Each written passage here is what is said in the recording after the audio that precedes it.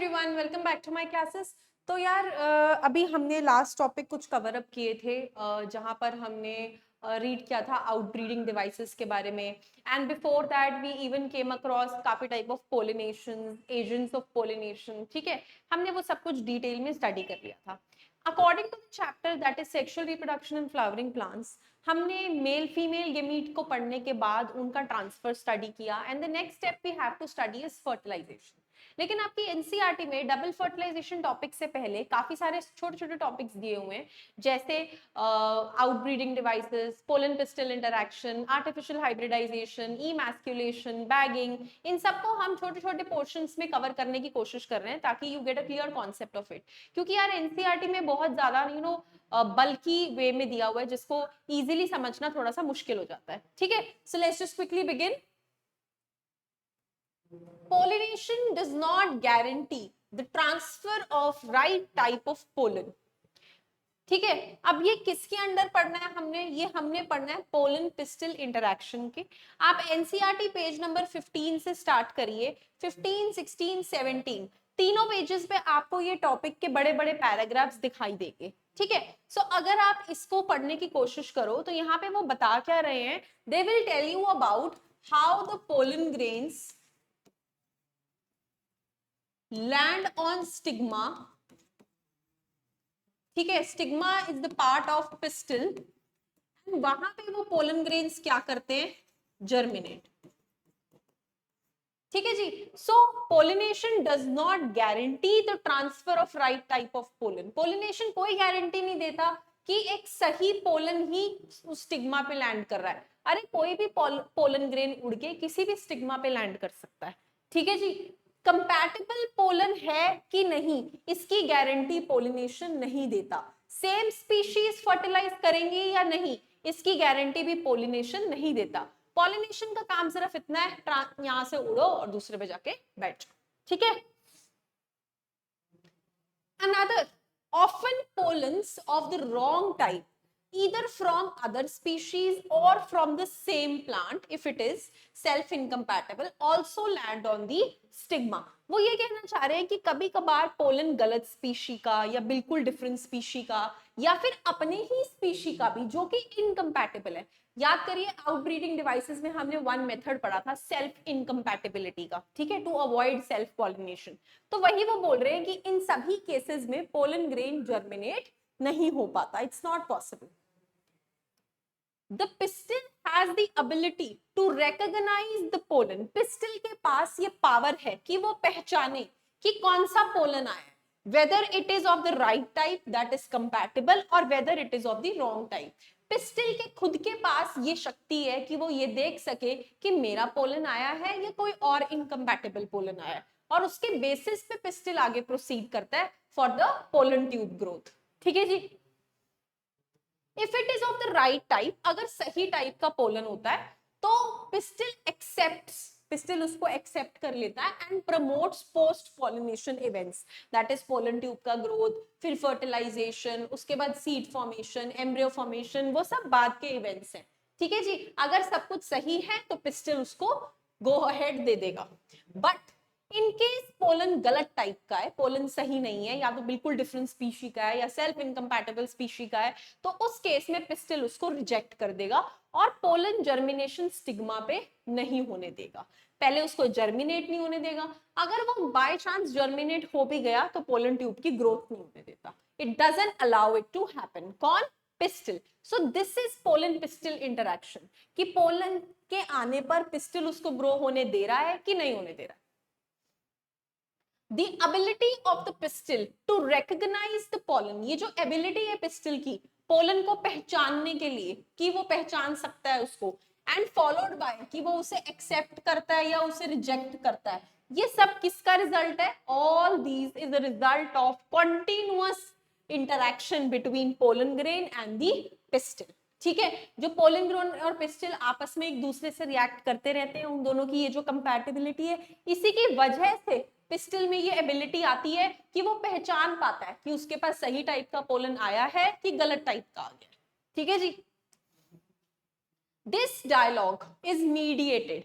अब ये जो पोलन पिस्टल की समझदारी है, आपस में खुद ही वो डिसाइड कर लेते हैं, ये कैसे आती है? वो कोई बातचीत तो करते नहीं। So this is initiated by chemical components of the pollen interacting with those of the pistil. That means both pollen and pistil release some type of chemicals, और वो केमिकल्स के इंटरैक्शन से हमें पता लगता है कि पिस्टल उसको सपोर्ट कर रहा है या पिस्टल उसको रिजेक्ट कर रहा है। Is the type of chemical interaction. Okay,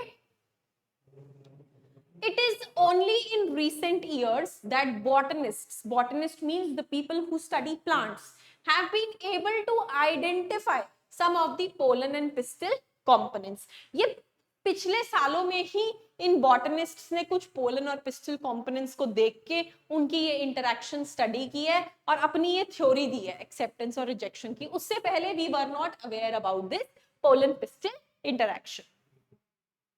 As mentioned earlier, following compatible pollination, the pollen grain will germinate on the stigma and produce a pollen tube through one of the germ pores। वो ये कह रहे हैं अगर pistol ने pollen को accept कर लिया, सब कुछ सही से हो गया, उसके बाद क्या होता है? पोलन जर्मिनेट करता है स्टिग्मा पे एंड देन एक पोलन ट्यूब बनाता है वाया अ जर्म पोर। जिस होल से निकलती है पोलन ट्यूब उसको बोलते हैं जर्म पोर। ये स्ट्रक्चर हमने पढ़ा था पोलन ग्रेन के स्ट्रक्चर में, याद करना। एक्साइन थी जो स्पोरोपोलोनिन से बनी हुई थी, तो कहीं कहीं स्पोरोपोलोनिन एब्सेंट था क्योंकि वहां से एक होल खुल रहा था जिसे जर्म पोर का नाम दिया जा रहा था। एंड हमने वहां पर भी पढ़ा था कि उस जर्म पोर से जर्मिनेशन के टाइम निकलेगी पोलन ट्यूब। ठीक है जी। The contents of the pollen grains move into the pollen tube। Obviously, अब वो germination की तरफ जा रहा है, तो pollen grain से उसके दो मेल गेमीट्स और वेजिटेटिव सेल निकल पड़े हैं, वेजिटेटिव न्यूक्लियस जो उसका होता था। ठीक है जी। Pollen tube grows through tissues of stigma and style. Stigma से शुरू होती है, स्टाइल में होते जाती है, देन ओवरी के माइक्रोपाइलर एंड से एंटर करती है। You would recall that in some plants pollen grains are shed at two celled condition। ये हमने पढ़ा था when we were studying about pollen grain कि जब pollen grain एंथर से डहिस होता है तो वो टू सेल्ड कंडीशन में होता है, एक उसका वेजिटेटिव सेल होता है, एक उसका जेनरेटिव सेल होता है। वाइल वो पोलन ट्यूब के अंदर चल रहे होते हैं तो वहां पर उसका जेनरेटिव सेल माइटोटिकली डिवाइड कर जाता है और दो मेल गेमीन्स बना लेता है। ठीक है, और वेजिटेटिव सेल नीचे जाते जाते डीजेनरेट हो जाता है। So in such plants, the generative cell divides and forms two male gametes during the growth of pollen tube। This is a repeat thing, ये हमने पहले भी पढ़ा हुआ है pollen grain में। In plants which shed pollen in three-celled condition, वहां हमने ये भी पढ़ा था कि 40% एंजियोस्पर्म्स ऐसे होते हैं जिसमें 3-celled कंडीशन में भी पोलन ग्रेन शेड होता है। मतलब उस time generative cell already divide कर चुका होता है, वो पोलन ट्यूब के अंदर नहीं करता, वो पहले ही डिवाइड कर चुका होता है। ठीक है, it carries to mail gametes from the very beginning only. जब वो स्टिग्मा पे आता है तभी उसके अंदर दो मेल गेमीट्स होते हैं। पोलन ट्यूब आफ्टर रीचिंग दी ओवरी, जब पोलन ट्यूब ओवरी में पहुंच जाती है फिर वो किसके अंदर एंटर करती है? ओव्यूल में। किसके थ्रू? माइक्रोपाइल के थ्रू। एंड माइक्रोपाइल पे क्या प्रेजेंट होता है? याद करिए, एम्ब्रियो सैक माइक्रोपाइलर एंड पे प्रेजेंट होते थे दो सिनर्जिड्स और यहाँ पे प्रेजेंट होता था एक एग जिनको हम मिलके एग अपैरेटस कहते थे। ऑल्सो वी रेड कि यहाँ पर there is an apparatus known as filiform apparatus। वो filiform apparatus गाइड करता था पोलन ट्यूब की एंट्री को। ये हमने एम्ब्रियो सैक में स्टडी किया था। तो यहाँ पर भी वो यही बता रहे हैं कि पोलन ट्यूब इधर ही आकर इधर से ही एंटर करेगी। This is the pollen tube, तो वो यहीं से एंटर करेगी थ्रू द माइक्रोपाइलर एंड, क्योंकि filiform apparatus उसको गाइड करेगा। ठीक है जी। And it will enter one of the synergids through the filiform apparatus। Many recent studies have shown that filiform apparatus present at the micropolar end guides the entry of pollen tube, already studied। All these events from pollen deposition on stigma till the pollen tube reaches the ovule are together termed as pollen pistil interaction। तो जब pollen pistil के साथ मिला और जब तक वो egg के साथ मिल नहीं गया, ये जो बीच की सारी स्टेजेस आती हैं ये किस में आती है? Pollen pistil interaction. ठीक है जी। पोलन पिस्टिल इंटरैक्शन एक डायनेमिक प्रोसेस है जिसमें पोलन की रिकॉग्निशन होती है। किससे? पिस्टिल से। followed by promotion or inhibition of pollen. देखा जाए तो एक तरह से पोलन का टेस्ट होता है जब वो पिस्टिल पे आता है कि इसको एक्सेप्ट करना है, इसको रखना है अपने पास, कि इसको रिजेक्ट कर देना है. ठीक है जी. The knowledge gained in this area would help the plant breeder in manipulating pollen pistil interaction even in incompatible pollinations to get desired hybrids. अब ये कहना चाह रहे हैं कि ये जो इंफॉर्मेशन होती है पोलन पिस्टिल इंटरेक्शन की, हमें प्लांट ब्रीडर्स जो होते हैं, जो डिफरेंट प्लांट वेराइटीज को क्रॉस करा के न्यू प्लांट वेराइटी बनाते हैं, वहां पर ये बड़ी ही हेल्पफुल रहती है कि इनकम्पैटिबल पॉलिनेशंस को हटा के कंपैटिबल कराओ और जो आपका मन चाहे वैसे हाइब्रिड्स ऑब्टेन करो. सो इस इंफॉर्मेशन ने प्लांट ब्रीडर्स को बहुत ज्यादा हेल्प किया हुआ है. ठीक है, कि वो अपनी मर्जी से कंपैटिबल पोलन्स का जर्मिनेशन करवा पाते. This was all about pollen pistil interaction, जहां हमने डिटेल में सारे स्टेप्स को देखा कि कैसे पोलन रिजेक्ट हो सकता है या एक्सेप्ट हो सकता है अकॉर्डिंग टू पिस्टल का मूड.